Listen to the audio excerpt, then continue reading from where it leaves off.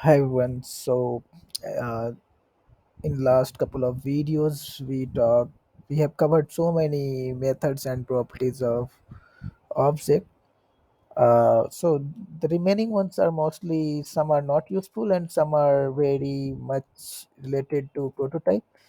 So I will cover in future videos. I will cover apply, bind, call, and constructor is prototype of value of is not very much useful. So if you can try it out. So we'll talk about this as well. And property is enumerable and has one property. For now, like, in this video, I'm going to talk about is prototype of, and let's see how this works. So example, let me refresh this page. So let object one is this object, and let object one is language English. And now what happens is if you type obj, this will have some prototype here, right? So prototype is extra features, extra properties. For now you can understand this like it is being added from somewhere else, but it is also accessible. So these are the prototype properties here.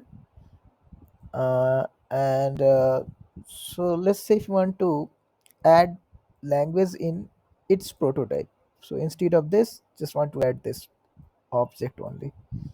So we have already uh, like seen in last couple of videos like how we can set prototype of some other from some other object. So like in on object we can create prototype from one. In that way if I expand this, you will see now we have language means object one in it in prototype of object.